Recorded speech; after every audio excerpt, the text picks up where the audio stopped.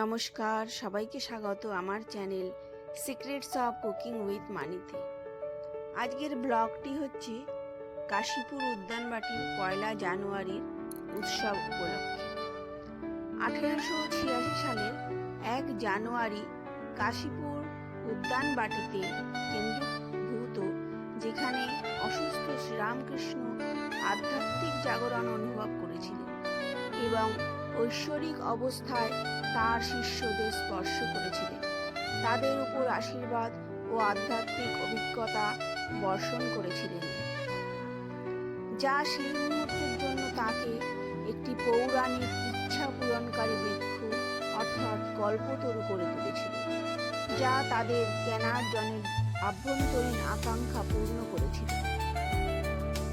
এটি একটি রূপান্তরমূলক অনুষ্ঠান যা এখন প্রতি বছর কল্পতরু দিবস হিসাবে পালিত হয় কাশীপুর উদ্যানবাটিতে।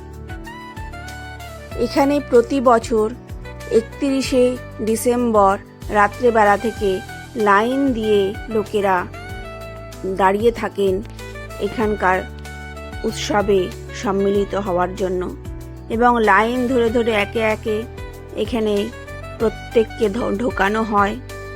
ভোরবেলা থেকে 4টে থেকে শুরু হয় রাত 8:30 পর্যন্ত দর্শন। এখানে সব প্রচুর ভক্তের সমাগম হয় এবং এখানে আস্তে আস্তে লাইন করে ঢুকে প্রথমে একটা হয় সিথির মোড়, ওখানে চিড়িয়া মোড় থেকে ঢুকে গিয়ে সেখান থেকে লাইন শুরু হয়, আর আরেকটা শুরু হয় আপনার বরানগরের দিক থেকে। দুটো লাইনকে সমানভাবে এখানে মন্দিরের ভেতরে প্রবেশ করানো হয় এবং সবাই এখানে দর্শন করেন শ্রীরামকৃষ্ণ দেবের থাকার জায়গা, মা সারদা দেবীর থাকার জায়গা, যেখানে শ্রীরামকৃষ্ণ দেব শেষ সময় এখানে ছিলেন।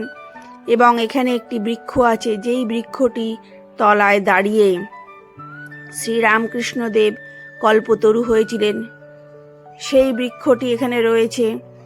এবং সেই বৃক্ষের কাছেই লাইন দিয়ে মায়ের ঘর দর্শন করাবার পরে নিয়ে যাওয়া হয় এবং দর্শন করে ফেরার সময় প্রত্যেকের হাতে বোঁদে দেওয়া হয়। এটি হচ্ছে শ্রীরামকৃষ্ণ দেবের প্রসাদ এবং উনি বোঁদে খেতে ভীষণই ভালোবাসতেন, তাই জন্য এই আয়োজন। প্রত্যেকটা মানুষের এটাই ধারণা চিরাচরিত হয়ে আসছে যে 1 জানুয়ারিতে যদি কেউ এই কাশীপুর উদ্যানবাটির কল্পতরু উৎসবে গিয়ে যা মনোকামনা করেন সেটাই তাদের পূর্ণ হয়। তাই এখানে ভক্তরা নিজেদের ভক্তের মনের কথা এখানে জানান। এই যে গাছটি দেখছেন, এই গাছটির তলায় দাঁড়িয়েই শ্রীরামকৃষ্ণ দেব কল্পতরু হয়েছিলেন। এই গাছটির তলায় দাঁড়িয়েই সবাইকে মনোকামনা জানাতে হয় এবং তা সম্পূর্ণ হয়। এবার ধীরে ধীরে এখানে দর্শন করে আমরা বেরিয়ে এলাম। আশা করি সবার মনোকামনা পূর্ণ হোক, এখানে ভক্তের সমাগম দিন প্রতিদিন বাড়ুক এবং এই কল্পতরু উৎসব এইভাবেই প্রচলিত হোক, চলতে থাকুক। এই ব্লগটি যদি ভালো লেগে থাকে তাহলে আপনারা একটা লাইক, শেয়ার ও কমেন্ট করে দেবেন।